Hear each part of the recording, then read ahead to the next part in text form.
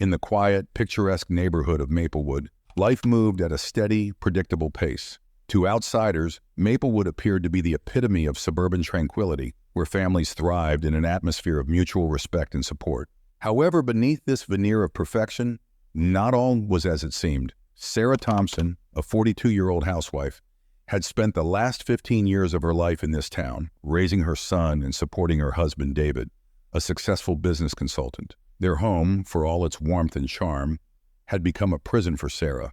Her days were a blur of routine, cleaning, cooking, and managing the household, while David spent long hours at the office or traveling for work. Their son, now a teenager, was growing more independent, spending most of his time at school or with friends. In the early days of their marriage, Sarah had been the life of the party, a woman with dreams and ambitions, full of energy and creativity. She had studied art in college, hoping to one day open her own gallery, but those dreams had been set aside when she married David and became a mother. At first, she embraced her new role with enthusiasm, finding joy in raising their son and creating a beautiful home. But as time went on, the spark within her began to fade. David's focus on his career meant that he was often absent, both physically and emotionally. Their conversations had dwindled to brief exchanges about schedules and household needs, leaving Sarah feeling more like a caretaker than a partner. The isolation gnawed at her, and despite her efforts to keep busy, volunteering at the local church, attending community events, and maintaining a spotless home, there was an emptiness that she couldn't ignore. The loneliness became her constant companion, and as it deepened, Sarah began to seek solace in the only place she could find it: the internet. What started as a casual pastime, browsing social media and reading blogs, quickly turned into a daily escape from the stark reality of her life. As Sarah delved deeper into the online world, she discovered forums and chat rooms where she could connect with others who shared her interests. It was in one of these chat rooms that she met John, a man who seemed to understand her in a way that no one else did. He was attentive, kind, and most importantly, he listened. Their conversations quickly became the highlight of her day, and she found herself logging on more and more, eager to talk to him. John was everything that David wasn't. He was present, he was interested in her thoughts and feelings, and he made her feel alive again. As their online relationship deepened, Sarah began to share more of herself with John. She told him about her struggles, her loneliness, and the emptiness she felt in her marriage. John was always sympathetic, offering words of comfort and support. Slowly, Sarah began to fall for him, believing that she had finally found someone who could fill the void in her life. But as their relationship grew more intense, so did the risks. Sarah knew that what she was doing was wrong, but she couldn't bring herself to stop. The need for connection, for love, was too strong, and she was willing to do anything to keep it. She started hiding her online activity from David and her son, becoming more secretive and withdrawn. Her once orderly life was starting to unravel, and she was caught in a web of lies and deceit that she couldn't escape. As the days turned into weeks and weeks into months, Sarah's connection with John grew stronger, and her emotional dependence on him deepened. What had started as innocent conversations had evolved into something far more intense, a full-blown online affair. They exchanged messages late into the night, sharing intimate thoughts and feelings that Sarah hadn't expressed to anyone in years. John became her confidant, her escape from the loneliness that had consumed her life. But as the relationship progressed, so did the complications. The thrill of their online romance was accompanied by a growing sense of guilt. Sarah knew that she was betraying her husband, even if it was only an emotional affair at this point. The lies she told to cover her tracks were piling up, and she lived in constant fear of being discovered. Yet, despite the guilt, the excitement and emotional fulfillment she derived from her interactions with John were too powerful to resist. John, for his part, seemed to understand Sarah's predicament. He was patient, never pushing her too far, but always encouraging her to think about what she really wanted in life. He planted seeds of doubt in her mind, suggesting that maybe her unhappiness was a sign that she deserved something better. His words were like a lifeline to Sarah, who had long felt neglected and unappreciated. She began to fantasize about a future with John, a life where she could be happy and loved. As their bond grew stronger, John began to hint at the possibility of meeting in person. At first, Sarah was hesitant. The idea of meeting him terrified her. What if he wasn't who he claimed to be? What if things went wrong? But as time passed, the thought of finally being with John became more appealing. She was tired of the secrecy, tired of living a double life. She wanted to be with him, to experience the love and connections she had been craving for so long. The turning point came on a cold, rainy evening. Sarah had spent the day in a state of restless anticipation, unable to focus on anything. She had been chatting with John all morning, and he had once again suggested they meet. This time, he was more insistent, telling her that he couldn't wait any longer, that he needed to see her. Sarah felt a rush of adrenaline as she read his words. She knew that meeting him would change everything, but she was ready for it. She couldn't continue living in limbo, torn between her stagnant marriage and the possibility of something more. That evening, after her husband and son had gone to bed, Sarah sat in the dim light of her living room, staring at her phone. Her heart raced as she typed out a message to John agreeing to meet him the following weekend. The moment she hit send, a wave of fear and excitement washed over her. This was it. There was no turning back now. She had made her decision, and the consequences would follow. Over the next few days, Sarah's mind was consumed with thoughts of the upcoming meeting.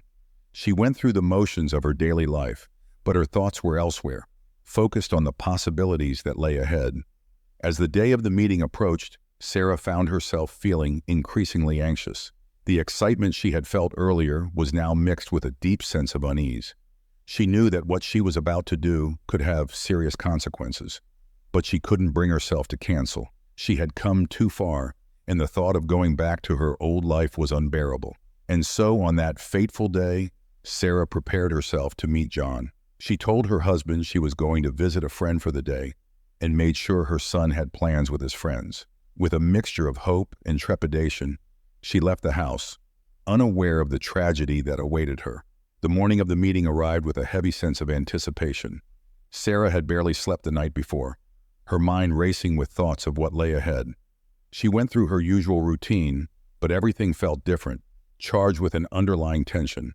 Her hands trembled as she applied her makeup, and she kept checking her phone, reading and rereading John's last message confirming their rendezvous. As she left the house, she couldn't help but feel a pang of guilt. Her husband David was in his home office, engrossed in work as usual, oblivious to the fact that his wife was about to meet another man. Their son Jake was out with friends, his carefree laughter a stark contrast to the turmoil Sarah was feeling inside. The location they had chosen was a small, secluded cafe on the outskirts of town, a place where they could meet without the risk of running into anyone they knew. It was a quaint, rustic spot, surrounded by trees and far from the prying eyes of the community.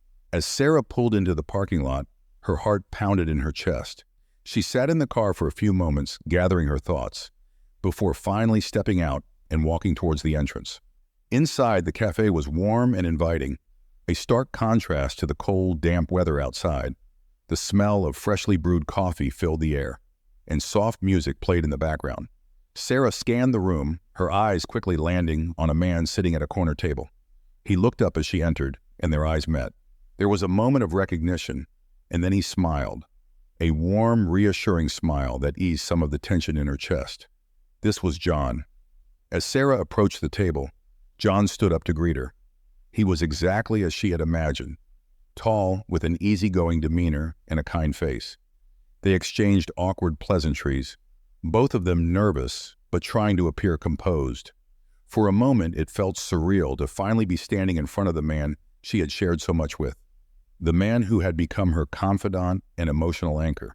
But as much as she wanted to believe in the fantasy, there was a part of her that remained cautious. The reality of what she was doing, meeting a stranger she had only known through the internet, began to sink in. She couldn't shake the feeling that something was off, that this situation was spiraling out of her control. Her instincts told her to be careful, to not let herself be swept away by the emotions that had driven her to this point. As they finished their coffee, John suggested they take a walk.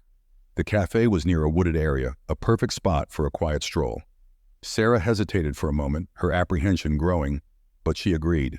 They left the cafe and walked side by side down a narrow path that led into the woods. The trees loomed overhead, their branches swaying gently in the wind, casting long shadows on the ground. The conversation continued as they walked, but there was an undercurrent of tension that neither could ignore. John seemed to be pushing for something more, his words becoming more insistent. more focused on their future together. He spoke of leaving everything behind, of starting a new life where they could be together without the burdens of their past. Sarah's heart raced as she listened. The idea of running away, of leaving her old life behind, was tempting, but it also terrified her. She had thought about it before, in the quiet moments of her loneliness, but now that it was being presented as a real possibility, the fear was overwhelming. She realized she wasn't ready for this, that the fantasy she had built in her mind was far different from the reality she was facing. Suddenly she stopped walking, turning to face John. Her voice trembled as she spoke, telling him that she couldn't do this, that she needed to go home. But John's demeanor changed in an instant.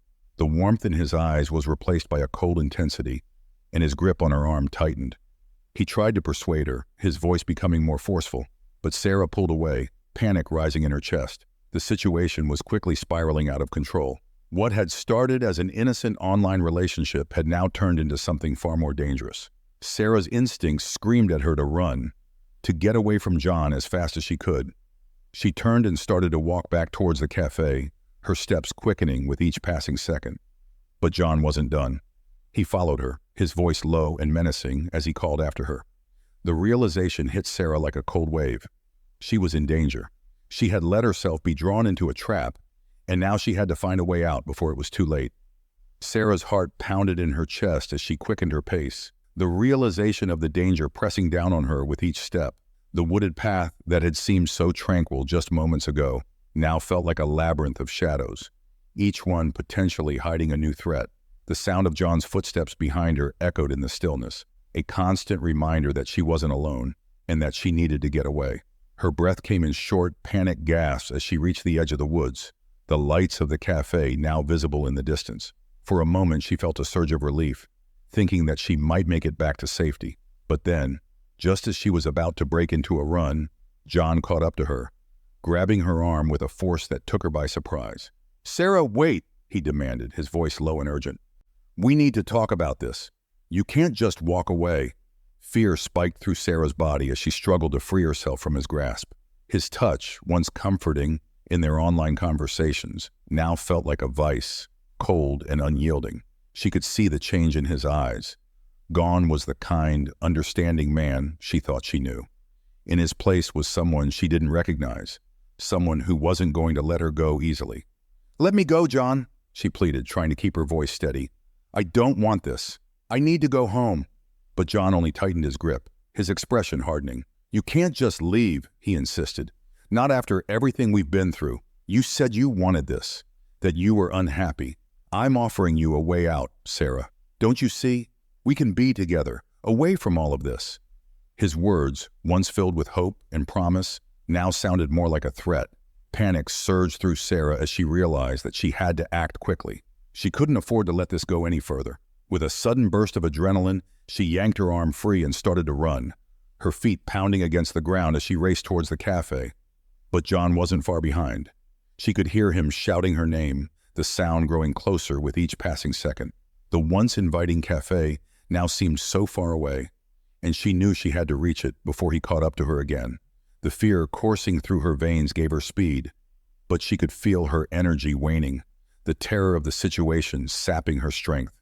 Just as she reached the parking lot, John caught up to her again, this time grabbing her with both hands. He spun her around, forcing her to face him. The look in his eyes was wild, a mixture of anger and desperation that sent chills down her spine.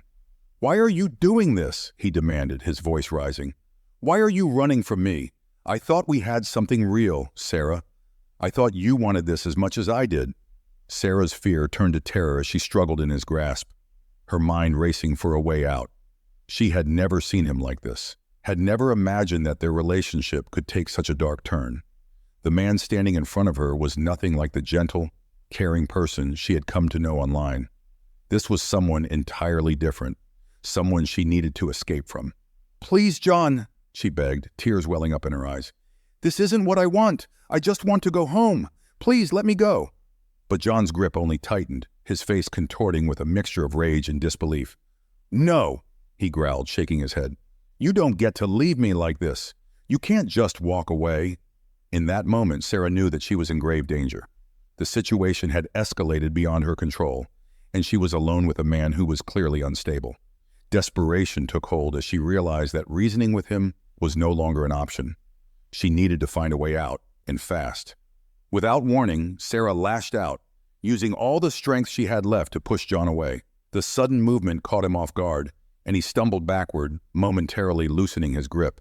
Seizing the opportunity, Sarah turned and ran again, this time heading for her car, parked just a few feet away. But John recovered quickly. Fueled by anger and a twisted sense of betrayal, he lunged after her, grabbing her just as she reached her car. The struggle that followed was intense, both of them fighting with everything they had.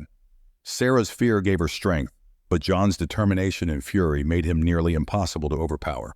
The situation reached its terrifying climax when, in the heat of the struggle, John's hand found a heavy object, a rock, lying on the ground beside the car. In a fit of rage, he swung it at Sarah, striking her on the side of the head.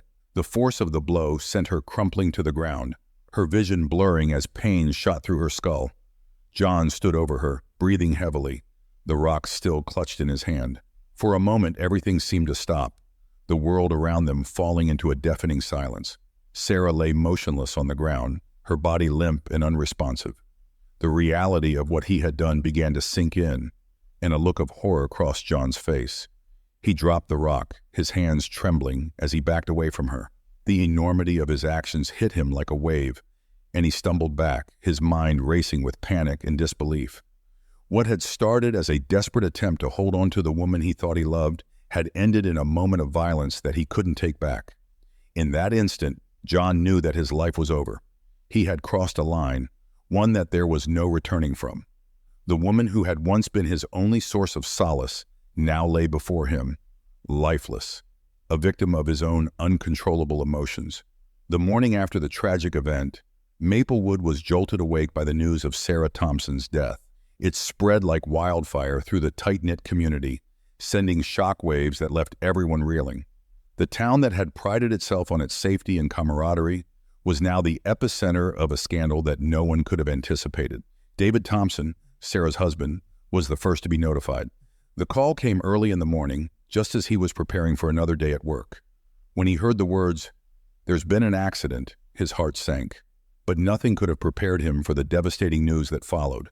His wife, the woman he had shared his life with for over 15 years, was gone, her life cut short in a senseless act of violence.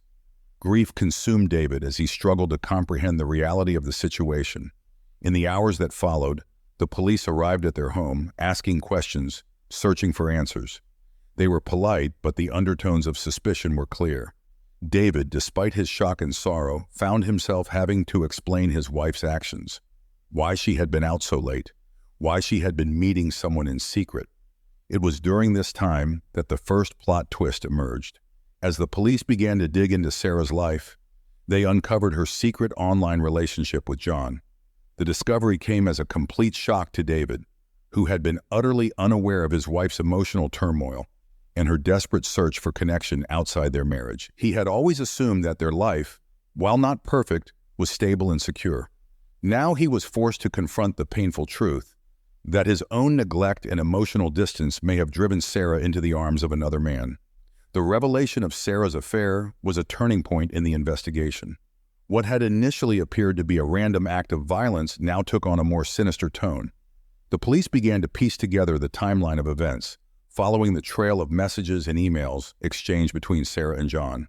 It became clear that their relationship had been intensifying for months, culminating in the fateful decision to meet in person. But the investigation also uncovered another, more disturbing twist. John, the man Sarah had believed to be her confidant and potential escape, was not who he claimed to be. He was a con artist, a man with a long history of preying on vulnerable women, using online relationships to manipulate and exploit them. His real name was not even John. He had used multiple aliases over the years, each one attached to a different identity. The more the police uncovered, the darker the picture became. John had been involved in several similar cases in other towns, though none had ended as tragically as Sarah's. He had a pattern of seducing lonely women, gaining their trust, and then using that trust to exploit them, financially, emotionally, and in some cases physically. He had a knack for finding just the right words to say, just the right buttons to push to make these women believe he was the answer to all their problems. But Sarah's case was different. Something had gone wrong, terribly wrong. The police speculated that John's usual tactics had failed with Sarah, that she had tried to back out at the last minute, leading to the fatal confrontation. It was a theory that fit the evidence, but it did little to soothe the pain of those who knew her. The trial that followed was a media circus, drawing attention from across the country. The courtroom was packed with reporters, eager to capture every moment of the drama that had unfolded in Maplewood. David sat in the front row, his face a mask of grief and exhaustion, as he listened to the prosecutor lay out the case against the man who had taken his wife from him. The evidence was damning. John's history of deception, his manipulation of Sarah, and the tragic events of that night were all laid bare for the jury to see. The prosecution painted a picture of a man who had used Sarah's vulnerability to his advantage, luring her into a dangerous situation from which she could not escape. The defense, meanwhile, tried to argue that Sarah's death had been an accident, that John had not intended to harm her. But the jury was not swayed. After days of testimony and hours of deliberation, they returned with a verdict, guilty of second-degree murder. John was sentenced to 25 years in prison, a sentence that brought some measure of justice, but could never undo the pain he had caused. For David and his son, the resolution of the trial was bittersweet. The man who had destroyed their family was going to pay for his crimes, but it did little to ease the void left by Sarah's death. In the weeks and months that followed, they struggled to move forward, to find a way to rebuild their lives in the wake of such a profound loss. David in particular was haunted by regret. He replayed the events of the past year over and over in his mind, wondering if there was something he could have done differently, if he could have been a better husband, if he could have seen the signs of Sarah's loneliness before it was too late. It was a burden he would carry for the rest of his life, a constant reminder of the price of neglect and the fragility of human connection. The community of Maplewood, too, was forever changed by the events that had unfolded. The once close-knit town was now divided, with some blaming Sarah for her actions, while others viewed her as a victim of a manipulative predator. The scandal left a lasting scar on the town, a reminder that even the most seemingly perfect lives can hide dark and dangerous secrets. In the months following the trial, the weight of Sarah's absence hung heavily over the Thompson household. The once lively home, filled with laughter and the scent of home-cooked meals, was now eerily silent. David and Jake went about their daily routines, but there was a palpable emptiness that neither could escape. Every room, every object held memories of Sarah, and the reminders of her presence, now gone, were inescapable. David, burdened by guilt and grief, found himself lost in the what-ifs. He replayed their last conversations, the moments he had overlooked, wondering if he could have done something to prevent the tragedy. The knowledge that his emotional distance had played a role in Sarah's desperation was a wound that time could not heal. He tried to be strong for Jake, but the loss had created a chasm between them, one that words could not bridge. Jake, too, struggled with his own grief, compounded by the confusion and anger of adolescence. His mother had been his anchor, and without her, he felt adrift. He withdrew from friends, from school, and even from his father, unable to articulate the pain that gnawed at him daily. The story of his mother's death, splashed across newspapers and whispered in the halls at school, only deepened his sense of isolation. As the months turned into years, David and Jake gradually found ways to cope with their loss. David channeled his guilt into advocacy, speaking out about the dangers of online relationships and the importance of emotional connections within families. He became a cautionary voice, hoping that by sharing his story, he might prevent others from suffering the same fate. Jake, with the support of a counselor, slowly began to rebuild his life. He found solace in his studies, in sports, and in the friendships that had once seemed impossible to rekindle. Though the pain of losing his mother never fully faded, he learned to carry it with him, finding strength in the resilience she had taught him. The Thompson household, though forever changed, began to heal. The scars of the past were deep, but with time they became a part of their story, a reminder of the love they had shared and the lessons they had learned. And while Sarah's memory was a constant presence, it was no longer solely a source of pain. It became a beacon of the life she had lived and the impact she had on those who loved her. In the end, the tragedy that had torn their lives apart also brought them closer together, forging a bond that was unbreakable. even in the face of such profound loss. And in that bond, David and Jake found a way to move forward, carrying Sarah's memory with them as they navigated the uncertain future ahead. The tragic story of Sarah Thompson reminds us of the unseen dangers in the search for connection. It's a stark reminder that loneliness can lead us down dangerous paths. Let's stay vigilant, protect our loved ones, and never underestimate the power of a genuine conversation. If you found this story impactful, please like, share, and subscribe for more real-life stories that matter. Don't miss our previous videos where we uncover hidden truths that could change the way you see the world. Stay tuned for more.